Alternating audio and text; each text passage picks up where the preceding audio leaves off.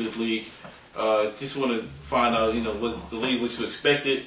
Any surprises so far? No surprises right now. I pick them by, Fox Sports News, so, Mike Dickey and all those guys. Oh, okay. You watch that? Get your picks in? Okay. I get my picks off of that. Okay.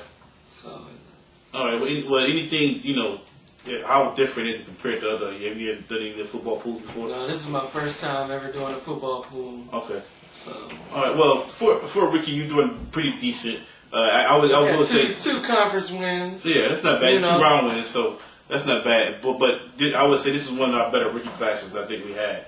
You got David Thomas, who will probably be rookie of the year. He got a chance to win the regular season. So I think Mike Rose broke the rookie record last year. I think Dan has a chance of breaking his record. But I just wanted to get that in there. Of course, we got the playoffs coming up. I don't know how many people out there know how things change in the playoffs.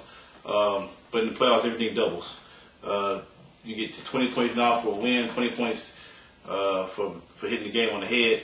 The bonuses now go to 6 and to 2 points on the picks. The other thing that is in the playoffs, you have to do a bracket as well. Very similar to the NCAA.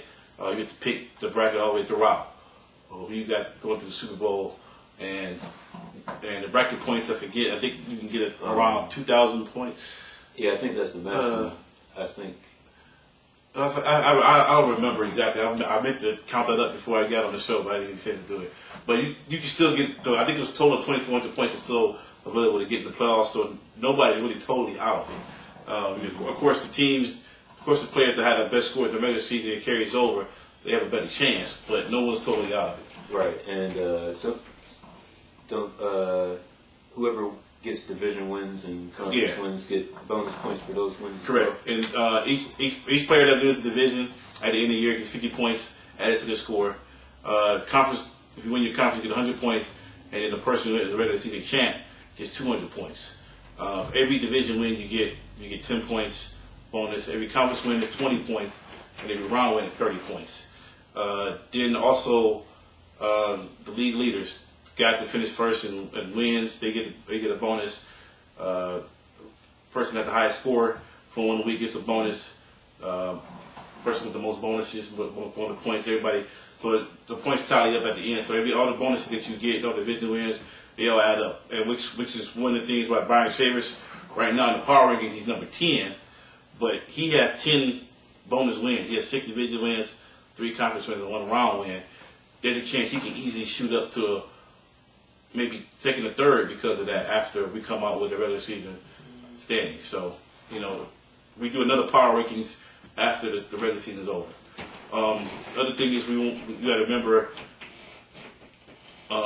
people have different strategies come playoff time. You got to remember a lot of people kind of get mixed up with the playoff format because the way the NCAA they have the seeds 1 to 16 all the way throughout. But in this, the seeding can change depending on who you play. Right. So some people sometimes get mixed up with that. So you got to keep that in mind. But I generally, when I send the email out to everybody, I generally put a note on there to make sure they keep that in mind. Lawrence, you've been in the playoffs before. Anything you do different come playoff time, or you pretty much have the same strategy? No, I changed up the strategy a little bit, and it all depends upon where I'm seated, or not seated at, but where I'm at in terms of points. After you get your bonus points for division wins or conference wins or whatever. Because the thing you have to remember is the person that is ahead of you, if they pick the same team that you pick, or they have like a similar scheme as far as who they think is going to win, well, they're always going to be ahead of you. So sometimes you have to go against the grain of what you would normally pick so that you can, it'll just give you a better chance of getting ahead. Because like I said, if someone's like 5-10 points ahead of you, but they choose the exact same teams, then it's like you're not going to win. So sometimes you'll have to go against what you would normally pick. Yeah, good example of that.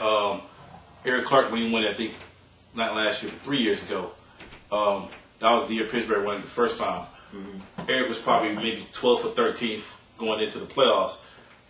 That year, not that many people had faith in Pittsburgh winning it all. Right. Eric picked Pittsburgh to win it all. He moved up there and ended up winning it. So it also depends on if you are in the top 5. Usually, you most of the time you may go with the favorite to win it.